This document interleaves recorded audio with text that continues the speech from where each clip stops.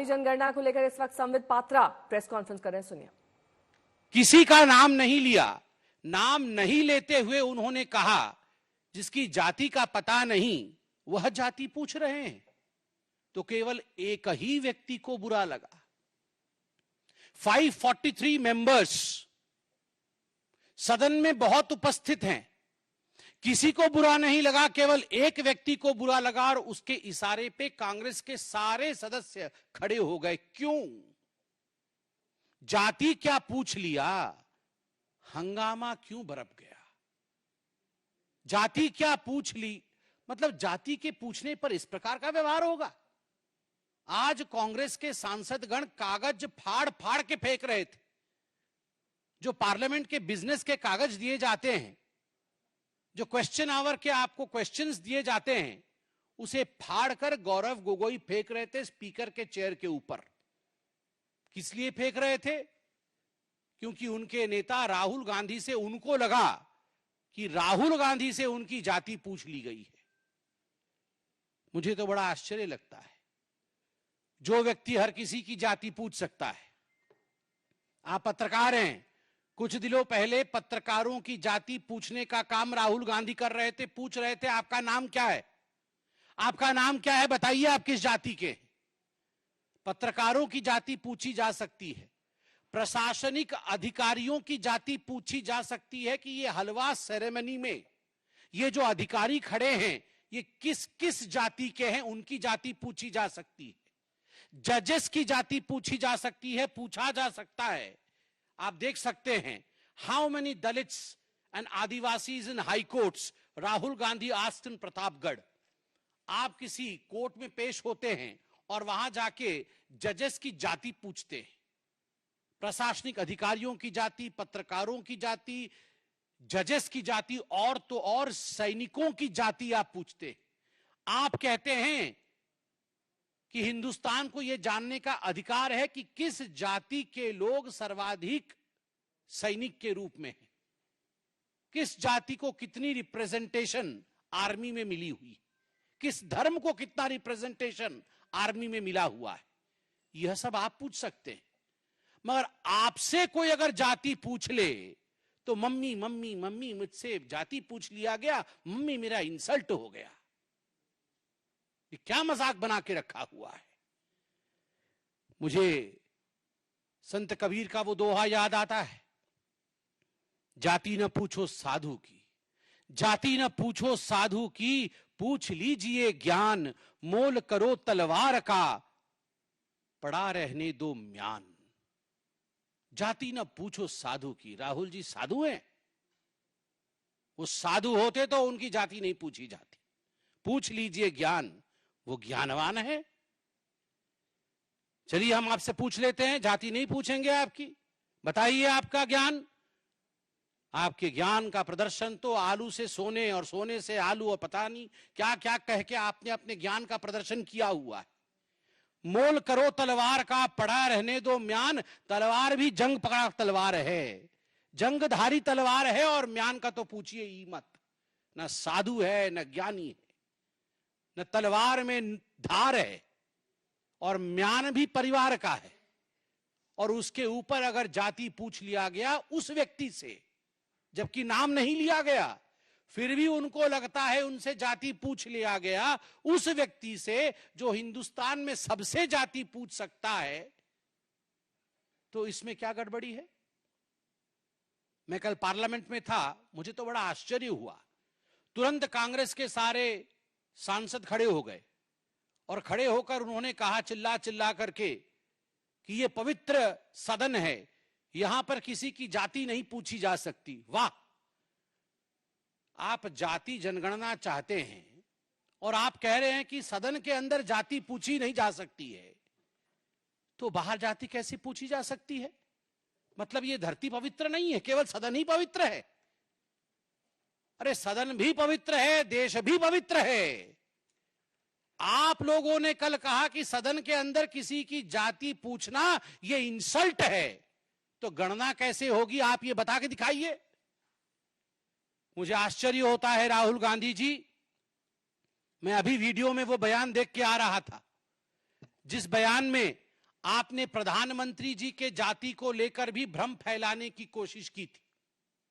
आप सबको याद होगा चुनाव के समय माननीय नरेंद्र मोदी जी के जाति को लेकर गलत टिप्पणी करने का प्रयास, कुलछित प्रयास राहुल गांधी जी ने किया था।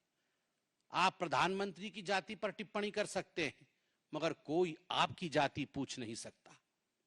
आप करे तो पुण्य और जनता करे तो पाप, ऐसा नहीं हो सकता है। केवल जाति पूछने का विषय नहीं है। मैंने जैसे आपको कहा, मैं पहली बार का सांसद हूं, भगवान जगन्नाथ की कृपा रही। मैं पीछे बैठता हूं और सब कुछ देखता हूं, मुझे आश्चर्य होता है राहुल गांधी जी की सेंस ऑफ एंटाइटलमेंट पे। वो टी शर्ट और जीन्स पहन के आते हैं, मैं किसी कपड़े के ऊपर कमेंट नहीं कर रहा हूं। भद्रता, नम्रता, शीलता यह भी होती है। जेब के अंदर दोनों हाथ डाल के आते हैं। आप देखिएगा, आप ये वीडियो निकाल के देखिए कैसे आते हैं।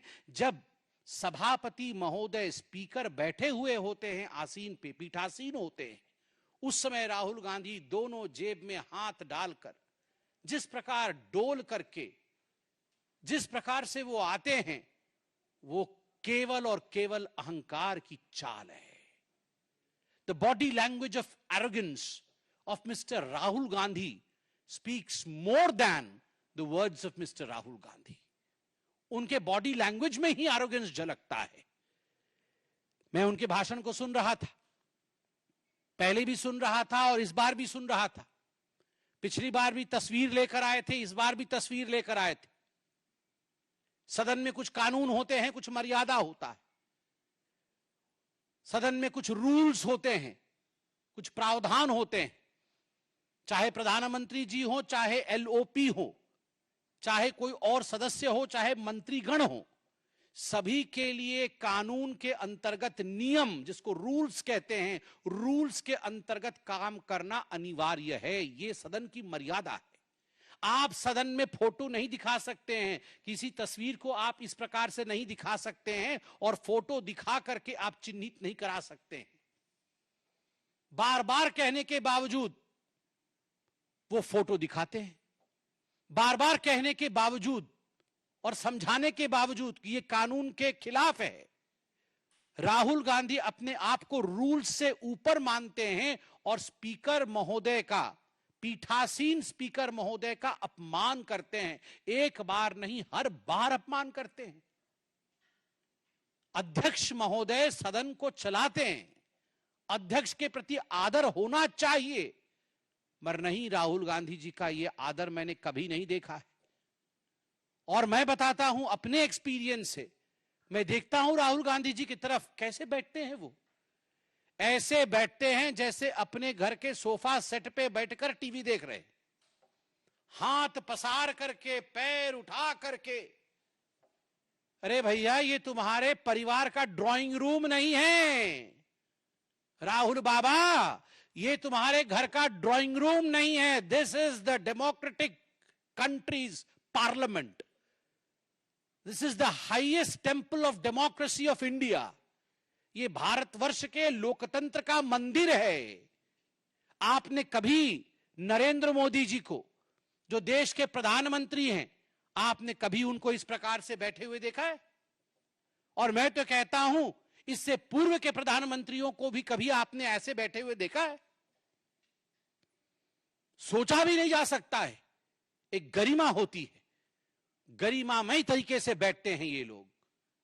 मगर राहुल गांधी जी को देखिए, पैर उठा करके, हाथ पसार करके बैठे हुए हैं, जैसे कि ये उनके घर का ड्राइंग रूम है।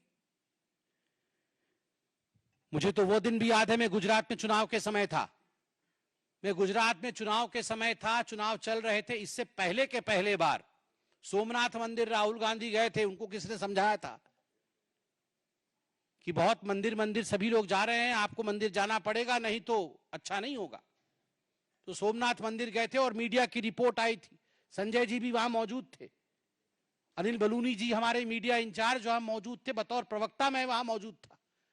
तुरंत फोन आया कि सोमनाथ मंदिर के जो रजिस्टर होते हैं, एक हिंदू वाला रजिस्टर होता है और एक नॉन हिंदू रजिस्टर होता है। राहुल गांधी जी ने अपना नाम नॉन हिंदू रजिस्टर में लिखवाया था। यह मीडिया की रिपोर्ट थी, मैं जाके वहां देख के नहीं आया था, मगर मीडिया की रिपोर्ट थी, हेडलाइन में फ्लैश हुआ। तमाम गुजराती चैनलों ने दिखाया कि नॉन हिंदू रजिस्टर में राहुल गांधी जी ने अपना नाम लिखा है। तुरंत हमने प्रेस कॉन्फ्रेंस किया और उसके कुछ दिनों बाद सुरजेवाला जी ने प्रेस कॉन्फ्रेंस किया कि ये जनेऊधारी ब्राह्मण है।